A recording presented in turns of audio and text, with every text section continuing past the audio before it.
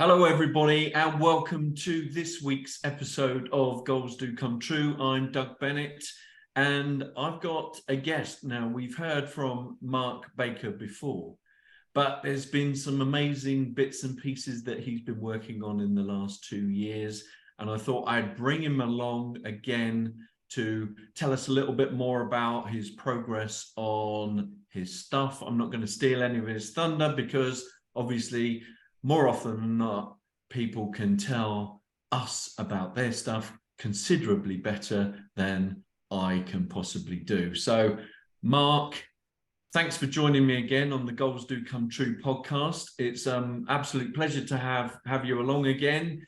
And tell us what you've been up to, what you've been working on in the last couple of years. Well, good morning, Doug. Thanks for inviting me back. I really do appreciate it. Always do enjoy your podcast, listening to them, and even more so being on them. Well, the last couple of years has been very interesting because, we had all these lockdowns and everything else where we couldn't basically do anything whatsoever. So instead of wasting that time, I've actually put it to good purpose. And what I actually did was I invented a tool, a physical tool, to help people develop self-belief. Now, this actually came about quite a few years ago. And like yourselves, we were both in the insurance industry together. So I didn't really have time to take it forward at the time because I was very busy building a career, advising people, protecting people and what have you. Plus, I was also running my speaking business, my coaching business, which I've been doing for 29 years this year. I'm not quite sure where that went. But, as you know, my backstory, you've read my first book, An Unbreakable Spirit.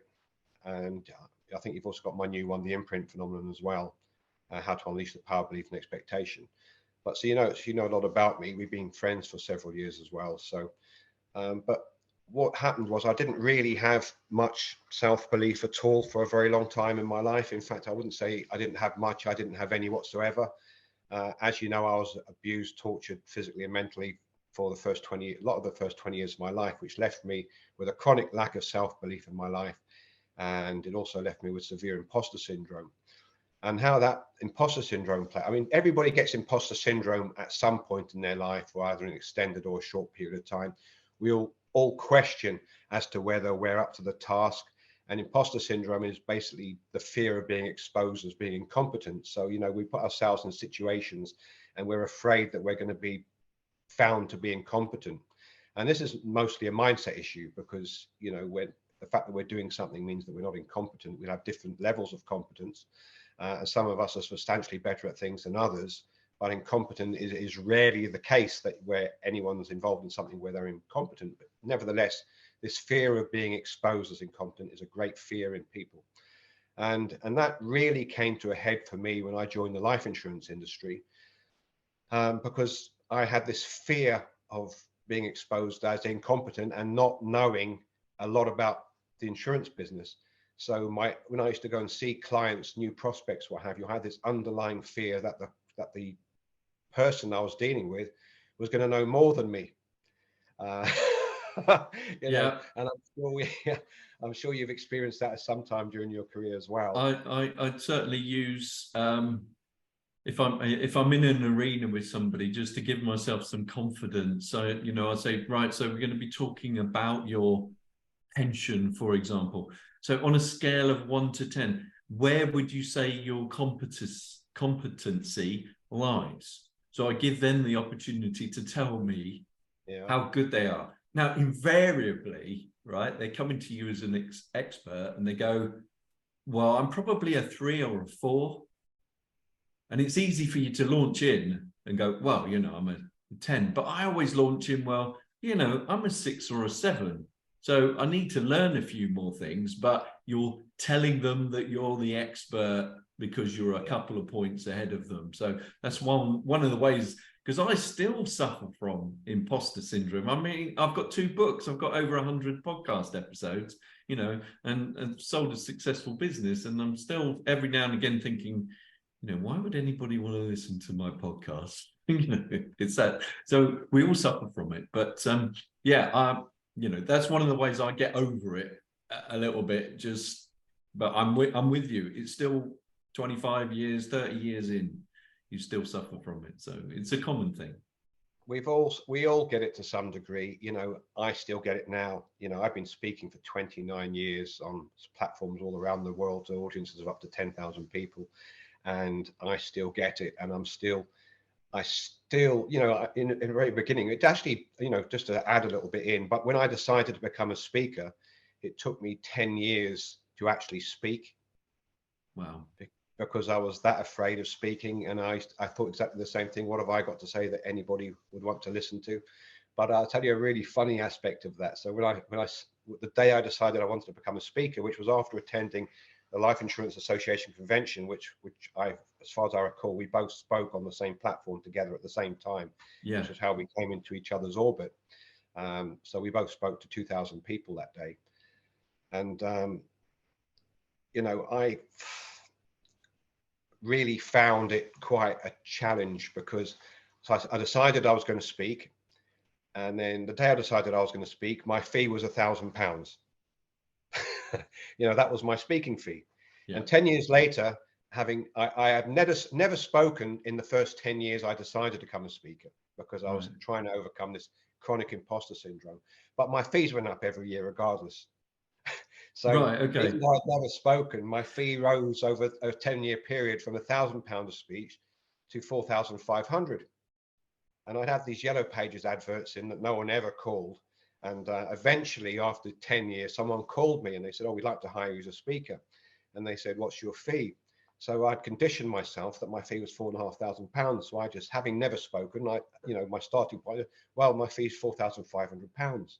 And the other person on the line went deadly quiet, and then I'm just sitting there waiting for them, because this is the speaking fee, you know. So and they said, "We'll have to come back to you on that." And they came back and they said, "Yeah, is it all right if we put a few more people in the room, because that's quite a lot of money?"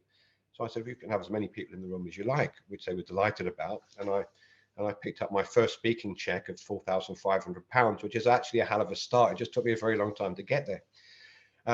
But touching back on lockdown and what have you, you know, at that time when I had chronic imposter syndrome and I had a terrible lack of belief in myself, which was absolutely non-existent, and you know, my imposter syndrome was at the chronic level. In other words, I'd say that it never left me for a second. And I had these two beautiful little girls. You know, I had these two beautiful little girls that I adored, and I would be sitting in their bedroom every night. They'd be in their bunk beds, and I'd be reading them a story. And after I finished their story one night, I sat there and I was really distressed about the fact that the one thing I knew my children needed, which is what we all need, is self-belief. You know, and I really wanted to give that to them. But as I didn't have any myself at that time in my life, I wasn't the guy to do it. I wasn't up to the task of instilling self-belief in my own children, and this troubled me deeply. So I'd read them a story one evening, and I sat there in the rocking chair, and I was really debating this. I was really troubled by it. And I just asked myself a question, and I asked myself, is there a physical way to instill beliefs in somebody? Now, when you think about it, that's an absolutely ridiculous question, because self-belief isn't something that you physically do to someone. But I asked that question out of desperation, because I just didn't think, well, I didn't think, I knew that I wasn't the person to instill self-belief in my little daughters. So I asked that question, I fell asleep in the rocking chair, and I had this dream about this little girl who couldn't do mathematics. And she was sitting at the kitchen table, and her father said, "You're looking very glum tonight. What's the matter?" She says, "Well, I can't do maths. The teacher's told me I'm the worst in the class, and she doesn't want me in her class," which was quite an horrendous thing for a teacher to say in the dream, but that's what happened anyway. And her father said, "I'm going to take you somewhere tomorrow." He was an Indian man who moved to living in England in this dream. And he says, "I'm going to take you somewhere tomorrow." And the next morning, he jumped on a plane with his daughter and flew to India, to the village where he grew up. And he says, "We're going to climb this mountain." He says, "I want you to meet a man." So they climbed. It wasn't like a climb with pickaxes. They walked up this mountain, very high mountain, and they came to a cave. And when they came to the door of the cave, this little old man walked out, with a tiny little man with really long grey hair and a long grey beard down to his belly button. He just had a loincloth on. And the man they greeted each other, because he knew the man from when he lived in the village. And he invited them into his cave. And he said, what seems to be the problem? How can I help you?" He says, "My little girl doesn't believe in herself." So he turned to the little girl. He says, "What's the trouble?" She says, I can't do maths. The teachers told me I'm the worst in the class. And he says, I have the solution to your problem. And he walked to the side of the cave, and there was a hole in the wall, and he pulled out this little box, and he dusted it off with his hand, and he walked over to this child, and he said, gave her the box, and he says, open the box, young lady. So she opened the box, and there was this shiny bracelet inside. And as this is going on, I don't know, have you ever seen those movies, ever seen Field of Dreams? Have you seen Field of Dreams, where he builds a baseball field and all these ghosts come back to play? And when he's thinking about doing this, he hears this voice saying, if you build it, they will come. Yeah. If you build it, they will come. And he's looking around like he's going mad. What's going on here? Well, in this dream, the same thing happened to me, but it said, you've got to impress the words. It's all in the words, but you must impress the words. And it kept saying this like a ghost in the background. It's all in the words, but you must impress the words. And I actually had no idea what that meant. And then a few moments later in the dream, he asked the little girl to take this bracelet out and put it on her wrist. And she said, oh, that's a pretty bracelet. He says, yes, he says, but it's not about the prettiness of the bracelet. He says, there's a symbol on that bracelet, and I want you to press down on it and hold it for 10 seconds, which she did. And after 10 seconds, she took her finger off, and he said, now slide the bracelet away from where you've just pressed it down. So she did.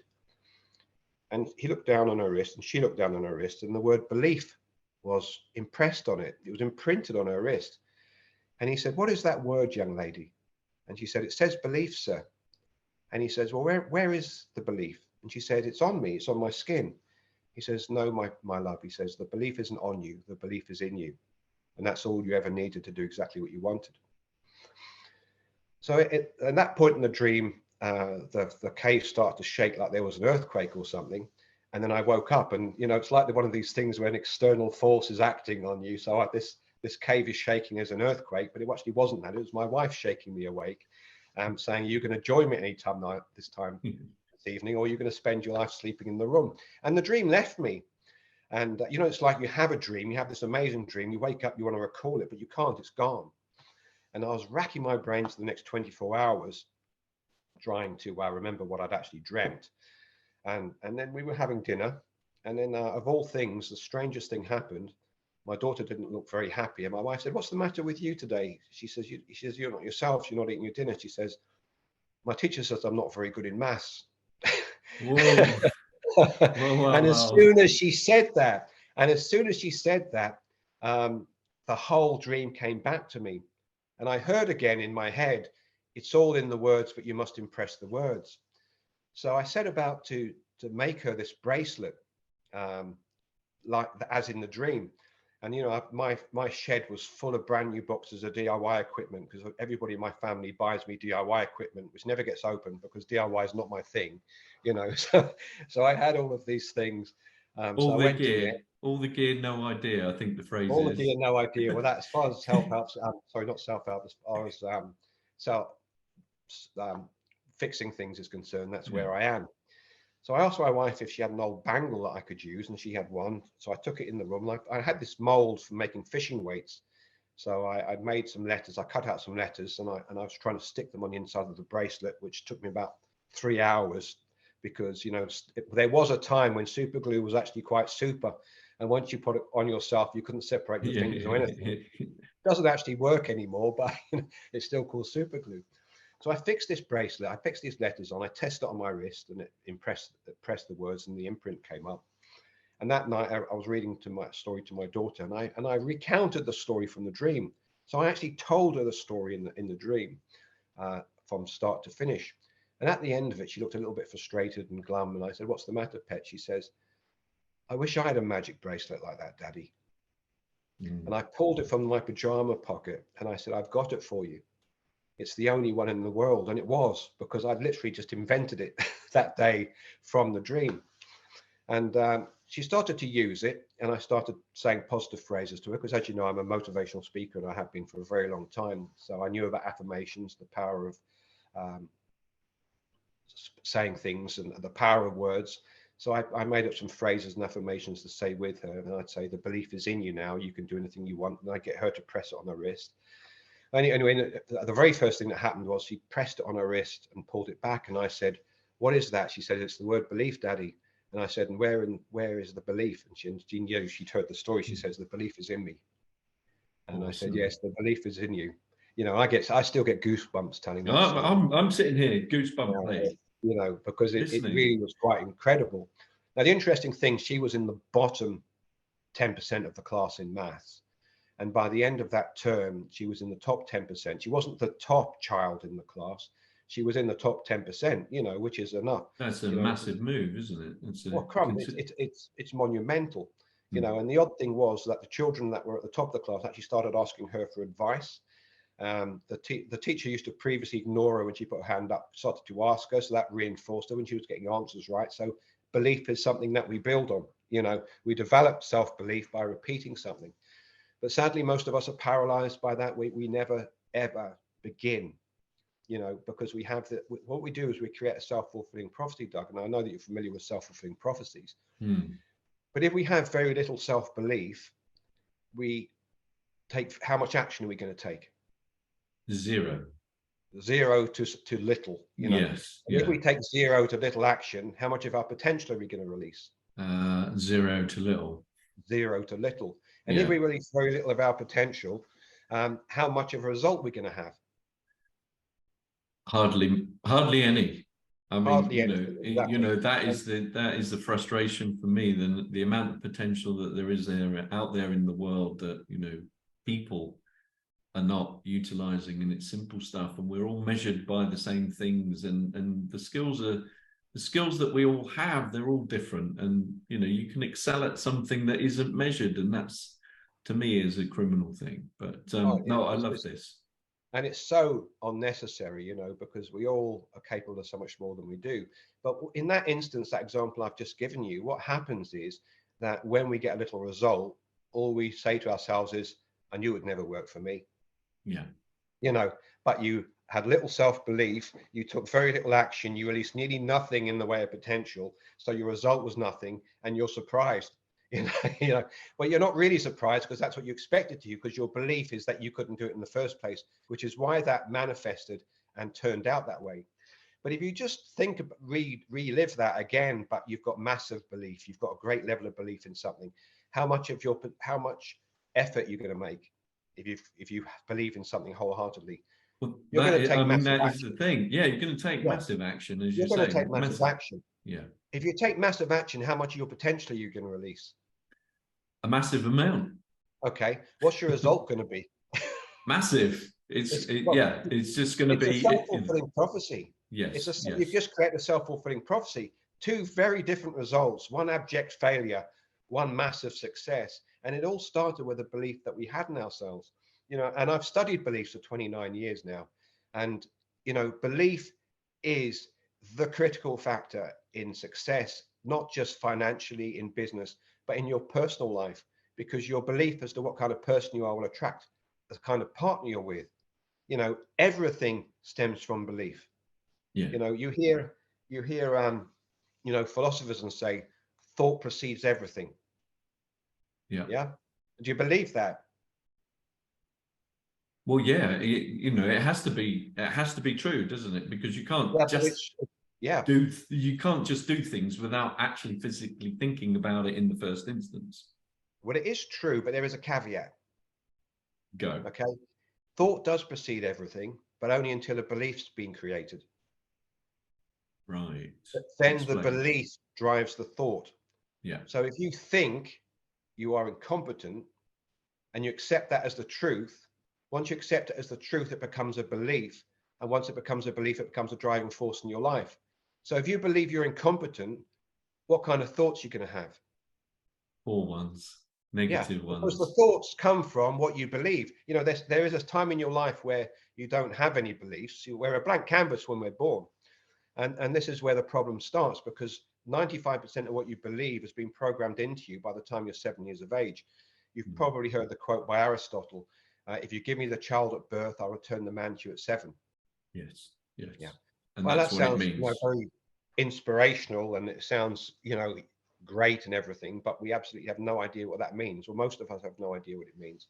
But what he's talking about is the imprint period. And, you know, everything you say to your children, not just you, but any authority figure, teachers, even a school bully is an authority figure to you, or your grandparents, whatever they say to you, because you've got very little ability to rationalize at that age, we're like little sponges, and what we hear, we accept as the truth from authority figures. Yeah. So, you know, I grew up, my father told me every single day for the first 20 years of my life, you'll never be anything and no one will ever want you. You know, so that's what manifested as a chronic lack of belief in imposter syndrome for me. Because if somebody that you love most in the world tells you that on a daily basis, you know, well, I accept it as the truth at a very young age. And it's, you know, when it's repeated, and it was repeated with violence, you know, because he violently drove that into me. So, you know, this is where the whole issue came with me not having been able to help my children. So, you know, fast forward to lockdown, you know, I can't speak. There's no events to go to. I'm a terrible technophobe, so online stuff was kind of beyond my reach. You know, this is take 2 of our podcasts today, you know, because we couldn't get on yesterday. You know, so we're here. So it wasn't something, you know, I had a lack of belief in that area as far as anything to do with technology is concerned. So what did it was a blessing for me, because I was cleaning out my daughter's bedroom because my oldest daughter had left home. She'd been traveling. She'd been working as a parish showgirl. She'd been traveling the world, dancing and singing on cruise ships. So she hadn't been home. I've been waiting for her to come back home, just imagining she was going to come home and stay, which she didn't. She came home and got married. So I was clearing her bedroom out. And as I was clearing her bedroom out, I moved this box from under her bed, and there was a shiny bracelet sticking out of it, which I'd forgotten all about. And it was this bracelet I'd invented when my daughters were little girls.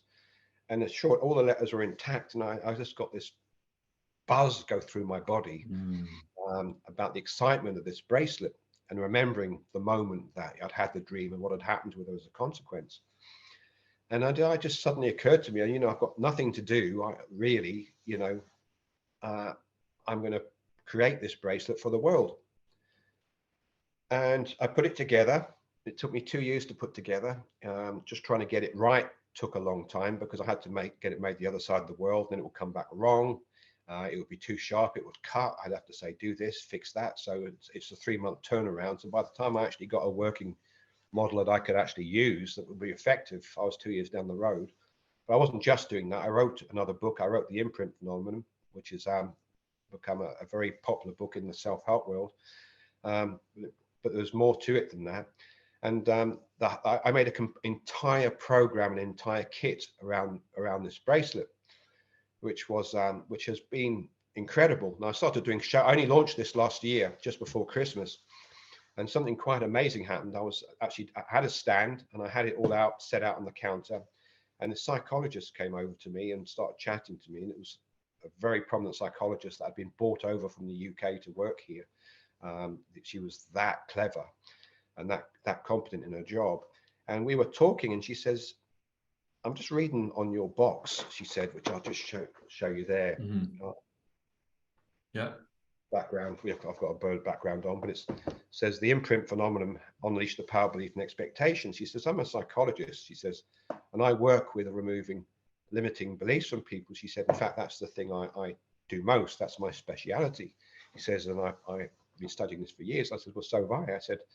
I said, belief is the driving force in everybody's life. She says, I couldn't agree with you more. She says, but I don't understand what it is that you've got here.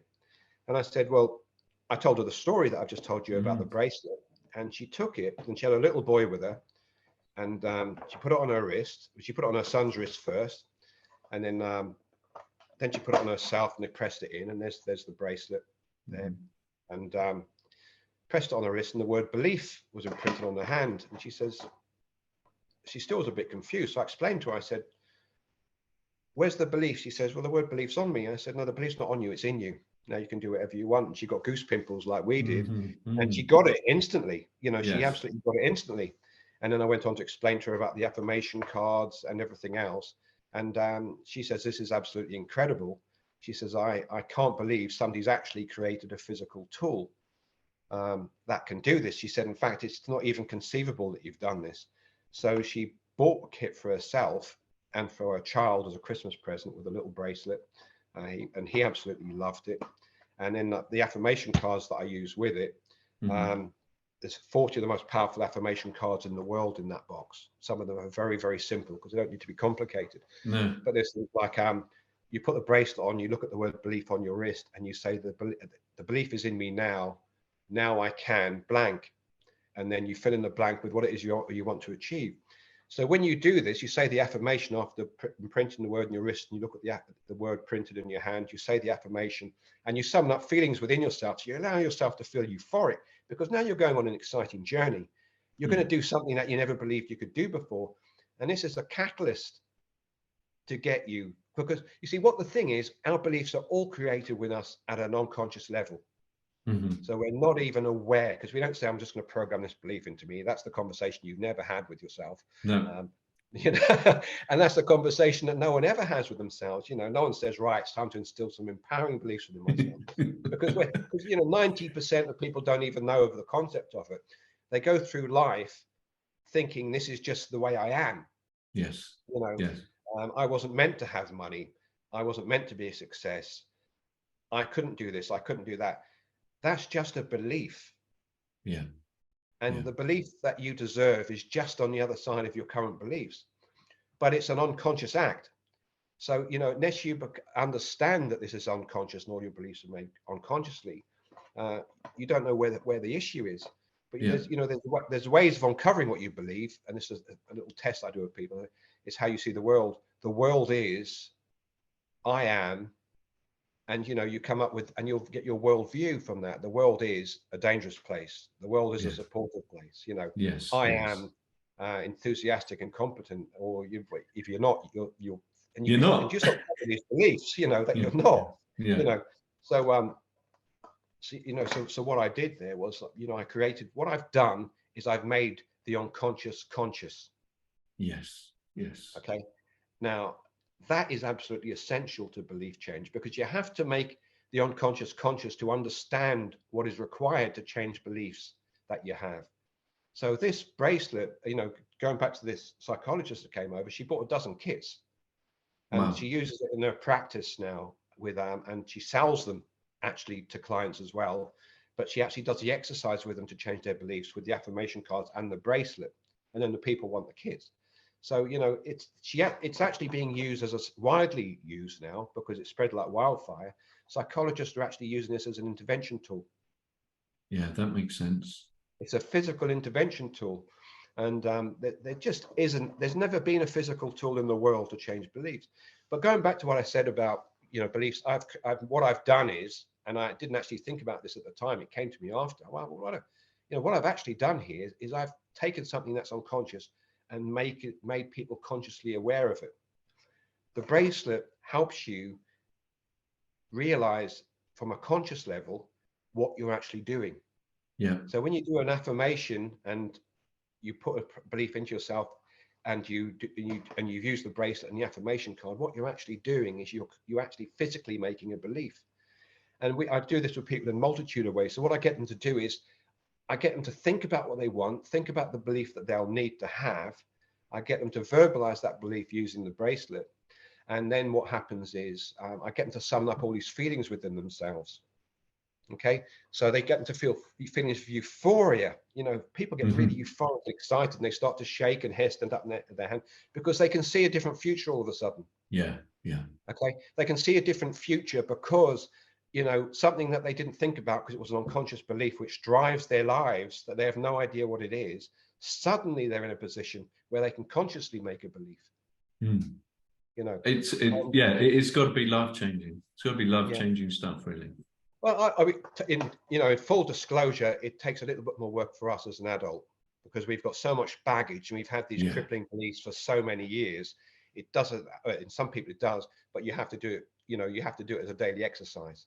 Yeah. And you'll change the belief, because every day you become more and more aware that how much these things are holding you back. And you become more determined to have these. So when you do the affirmations, you actually and repeat them and summon up the feelings every day. And what I also did too, I created an inspirational coin. I don't know if you're familiar with NLP at all. I was just thinking that, you know, the bracelet is a trigger, isn't it? You know, because it is a trigger. It most definitely is a trigger. You know, because you attach your thoughts, your good thoughts and your good vibes to the trigger of seeing and feeling the word belief first imprinted on your skin, and then from there just taking it forward. So it's a perfect NLP tool, but it's a physical, it takes the physicality of NLP that one step further, as far as Yeah, it is. I mean, as far as I'm feeling. No, it is exactly that. I mean, I didn't think, it just came to me in a dream. It was the best dream I ever had. I've just taken the misty thing off so I can. Yeah, so we can see. So can you hold the box up again? I'll hold the box up for you first. Now that's the box. So this is the kit. Yeah. Okay. And it's the Imprint Phenomenon. Okay. Yes. Yeah. And what's in this box is, I'll just move my chair back a little. What's in this box, if I can show you without it all falling out. Yeah. There's a coin at the bottom there, which I'll tell you about. Yeah. The bracelet itself. The bracelet at the top, and there's the affirmation cards. So I'll show you these things one by one. So it's got the book inside, which is the Imprint Phenomenon, How to Unleash the Power of Belief and Expectation. I've got loads of exercises in there. It's based on my personal journey of the book. So I use myself as an example. As a speaker, I find it really useful what I went through growing up and what have you, because I can talk from experience. Yes. I can do a talk and talk about the amazing things Doug Bennett did and how you came from nothing to a super successful insurance salesman, which you did, which I know you're very proud of. And as your friend, I'm very proud of that for you as well. But I can tell people what you did and how you came from nothing and produced a practice that you sold and gave yourself financial security. But I can't talk about the mindset that you have and what actually got you there, because it's your story, it's not mine. Absolutely. So I talk about my own stories, because I can give you everything then. I can give you what I experienced, how I changed it. Now, when I was getting abused as a young boy, I was very fortunate enough to come on. I'll come back to the box in a second, but I was very fortunate to get a mentor. And then I went on to start the coaching industry in Jersey 9 years ago. There was no such thing, and even in England, there really wasn't any coaches at the time. It was not a thing. But I met this chap called Noah Finch, and my mother was his cleaner. My mother had 7 jobs because my dad didn't work, but he'd go out and buy himself a new Jaguar, and then he'd give her a finance company paying in books, so she'd have to get an 8th job. And there was no childcare back then, and it wasn't safe for me to be with my father, so I used to go with her to work. So I met this man, Noah Finch, beautiful man. He was a lawyer, but he had a passion for psychology. And he knew that I was being abused, not sexually, but physically and mentally. Point that out. But I used to walk around his garden, and he'd come out and talk to me. And he was quizzing me about what I did, because he could see that I was coping with what was happening to me. And I used to tell him about things I used to do. Like I used to go in, I was doing things with my mind as a child, which are really only talked about in the form of visualization. I mean, we didn't hear about visualization for years. No. A relatively recent thing in the last 20 years. But, going back, I'm 58 now. So going back 53 years ago, 50 years ago, visualization you never heard of. Not this part of the world anyway, around the Far East and what have you. Yes, but not here. So I was visualizing. And what I started to do was I used to, as a teenager, I used to go to bed at about 6:30 at night to get rid of the days, because I had it in my head that everything would be okay when I was 20. And what I used to do before I went to sleep was I used to visualize my future, which, gave me the strength to face the day. That was coming, and hell was coming on a daily basis. But I used to go to bed early and I'd wake up and I was another day close to being 20. I had this thing in my head where when I got to 20, everything was fine, which it was, and I'd set it up that way. But he used to quiz me on what I was doing and make me aware of it. Like I've done with this kit, I've made people consciously aware of beliefs so that they can physically do something about it. He was making me consciously aware of what I was doing. So that I could become aware of it at a conscious level, so that I could actually structure it and use it knowingly, as opposed to, I was doing it randomly. I had no idea what I was doing. But I was very effectively using visualization. I was developing massive resilience as a child, because I'd found coping mechanisms that would one day be things that would change the world for people. Visualization saved me when I had cancer. I used to visualize nights on, because I had blood cancer. Okay, so it was in my veins.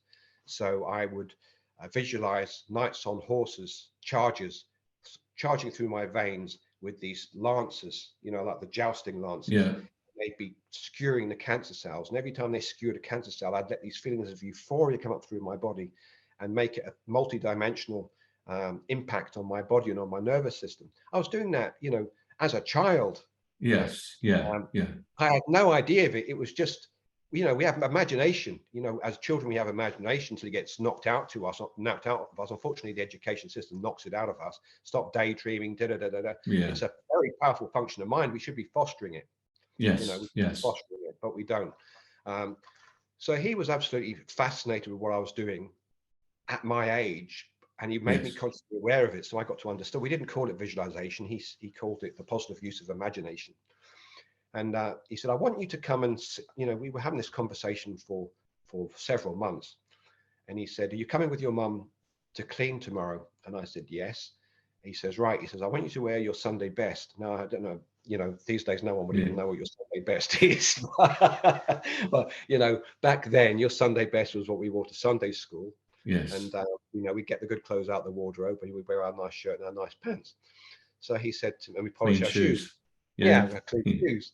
So he said to me, will you wear your Sunday best tomorrow? He says, because we're going to do something. And I said, yeah, of course. So you know, I'm getting dressed in my Sunday best on this Thursday morning. And my mother said to me, what the hell are you doing? You know, and I said, Noah asked me, Mr. Finch asked me to wear my Sunday best today. He says, because we're going to do something. She said, well, what are you going to do? I said, I've no idea. She goes, okay, no problem. So I put my Sunday best on. And we got there and he was in his suit. He was a lawyer, so he was in his Sunday best as well, as far as I was concerned as a child. And he says, right, let's get in the car. So we got in his Rolls Royce and we drove to the hospital. And we walked through and I said, what are we doing at the hospital? And he says, you'll see in a minute. And we walked into this auditorium of about 50 or 60 doctors. And we sat down. And he said, and we sat down right at the front. And he said, I said, what are we doing here? And he just put his finger up like this to go, shh, you'll see in a minute. And then somebody came up to speak. A psychologist got up to speak about something which was way above my head, you know, at that age, you know. And then after he finished, and they said, oh, we've got a very special guest today. We've got a young man by the name of Mark Baker who's come to talk to us. Wow. Yeah. You know, I was 11 years old. Yeah. And I looked at him and my blood just drained out of my face. Yeah. And I went and stood up there and, you know, like I actually was shaking like a leaf, as you can imagine. You know, not only was I speaking for the very first time, I was speaking to a room full of psychologists and psychiatrists and doctors. And I looked at him, I didn't know what to do. And he said, tell them what you told me. Yeah. And I told them the story of how I visualized with my mind. He, you know, he said the background was because he'd given the background to the person that was introducing me. He says, Mark's been physically and mentally abused. He's developed incredible resilience. He is doing things in his mind that most of us aren't even talking about to clients. And I want you to hear it from his side because I think he can show us something that we should be using. You know, no pressure, No. you know, no pressure. And I'm thinking, I'm 11 years old. What have I possibly got to tell you that would be of any use? And you know, I talked about several things that I was doing with my mind, you know, because I was aware of them now. If you'd have asked me several months before, I wouldn't have a clue what you're asking me because I didn't, like the beliefs that are internal and unconscious, it was internal and unconscious for me. I was just doing stuff. What had happened was the trauma I was going through was so severe that my mind had gone into survival mode. Yeah. And it was looking for ways for me to survive. So I was doing this as a survival thing, you know. Yeah. I got up there and the one thing I can remember telling about was it's visualization, it's creative visualization, but I was talking about positive use of my imagination, which is what we called it between us. Yeah. And I told them, I gave them an example of what I did. And I'll tell you the story now. I've had this vision. And what I used to do was I used to go to bed at 6:30 to get rid of the day. All right. And I used to visualize this room with an orange glow.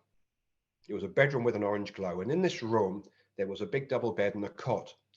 And in this bedroom, there was this beautiful woman with long wavy black hair lying in the bed.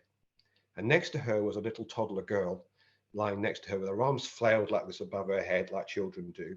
And next to them was a cot with this little tiny blonde girl with a tuft of hair sticking out on the top of her head.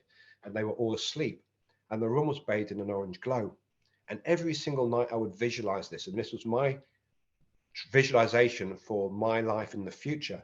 What I was giving myself, now I think about this, if you've read Viktor Frankl's book, Man's Search for Meaning, he talks about the concentration camps. And he talks about how the people that wanted to see justice done against their captors, or the people that believed that their families were still alive and they would get to see them one day, they survived. Yeah. They survived because they were determined to see justice, or they were determined to see their loved ones again. Yeah. But on the other hand, there were people that believed that their families were dead, and they'd never see them again.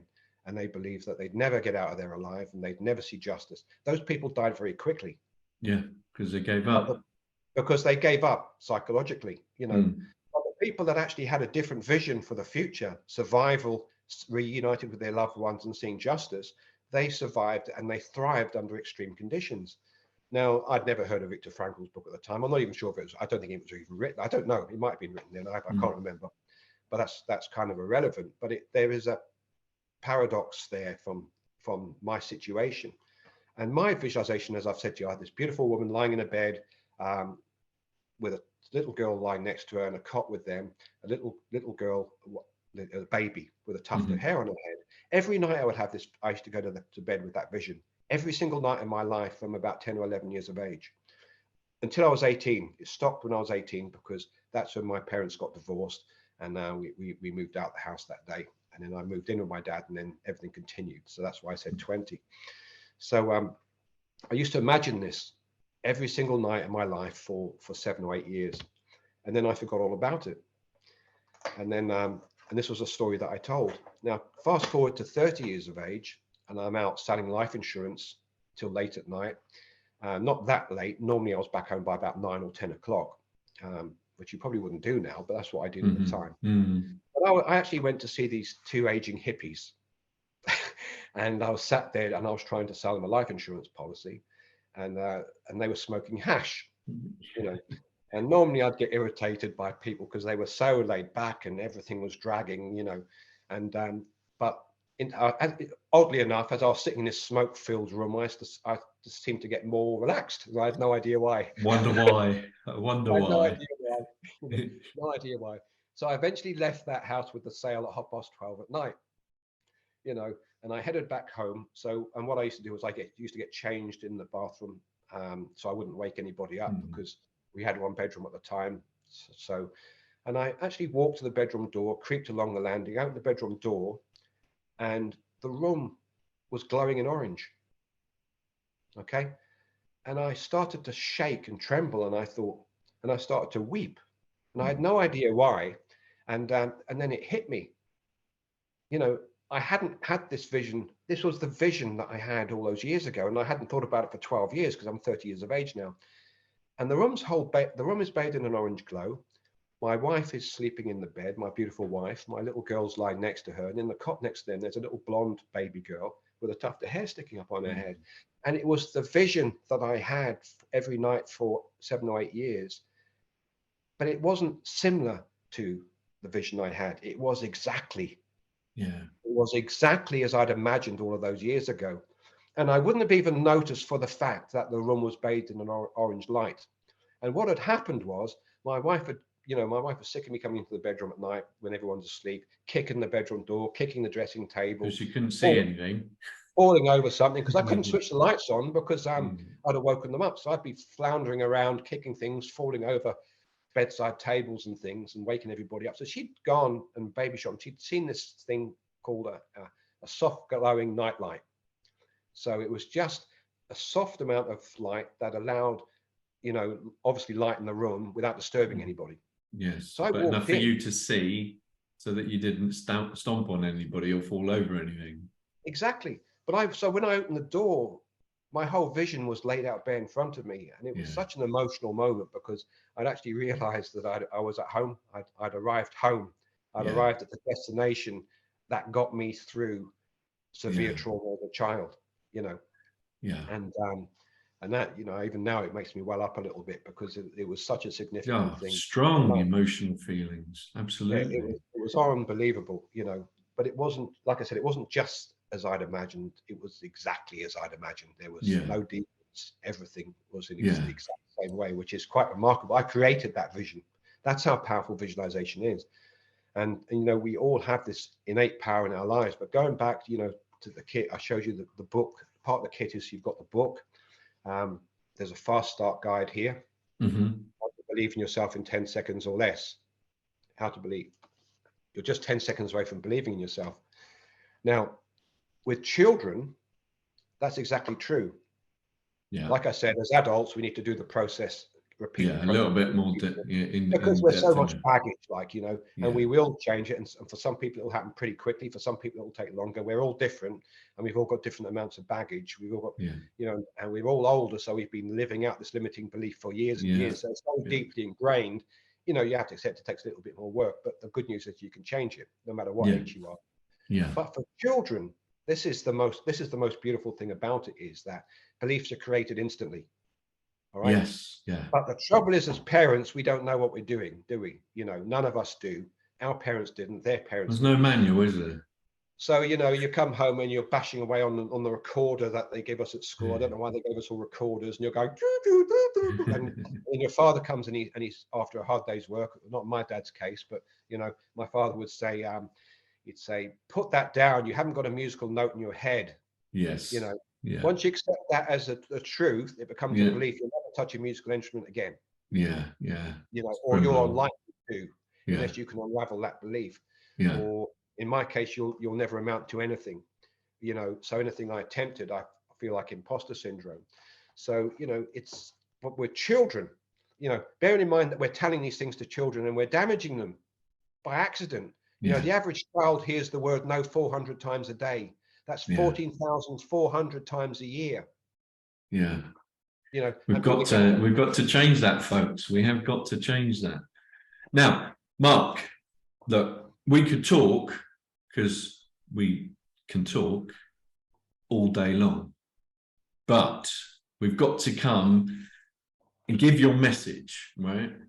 Because we're coming up to an hour, and that's it feels like 10 minutes. It does feel like 10 minutes, and that is the thing, you know.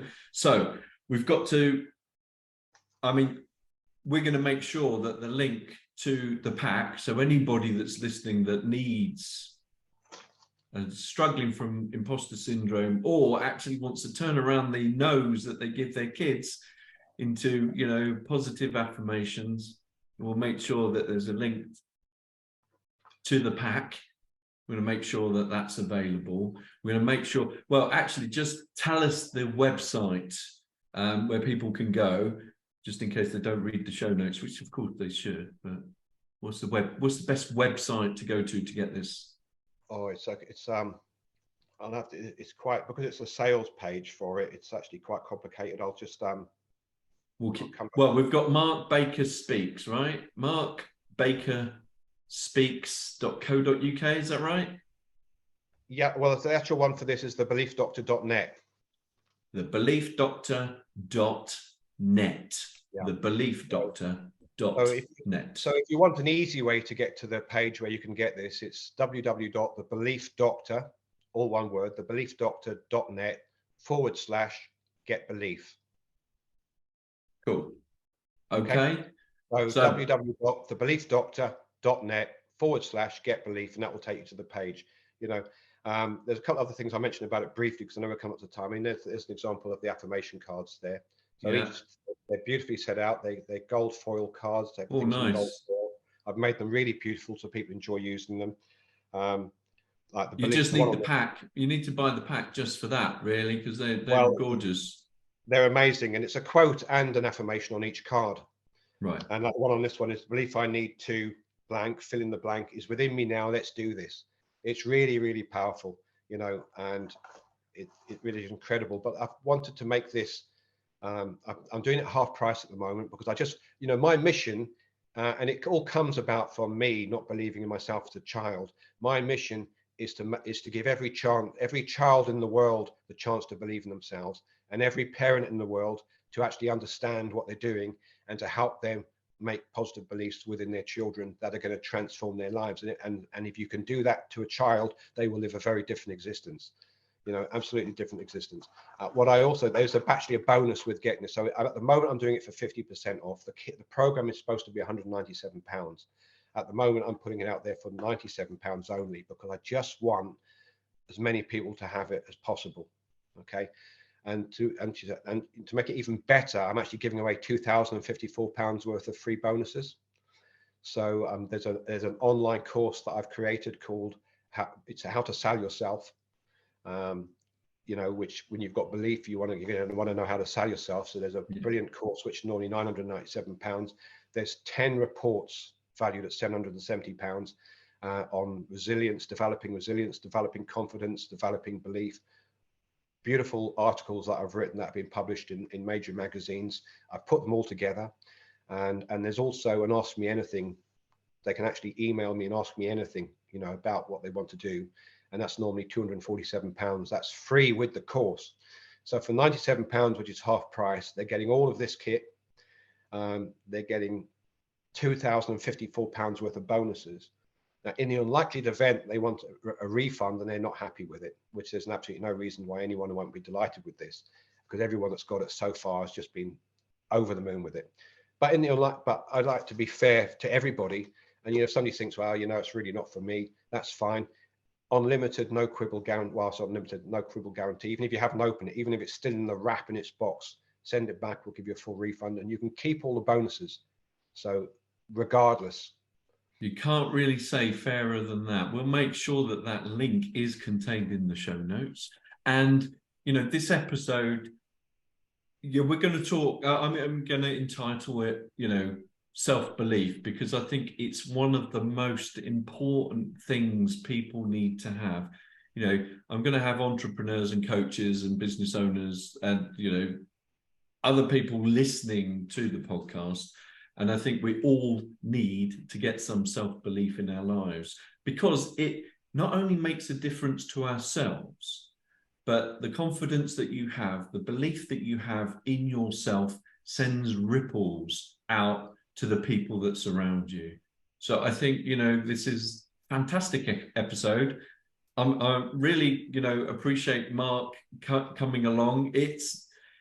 It didn't turn out how we were expecting, to be fair, because we had a different slant on it all. But, when we started talking beforehand, I felt, no, self-belief, the belief doctor, I've got the man available to me.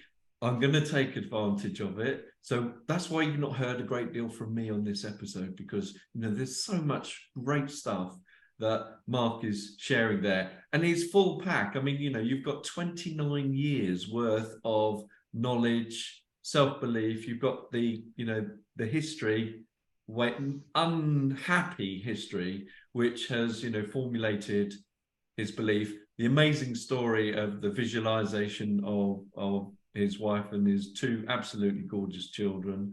Mark, couple of seconds back over to you, but I really do appreciate that you've joined me for this episode on self-belief. Anything else that you want to add just before we bring it to a close?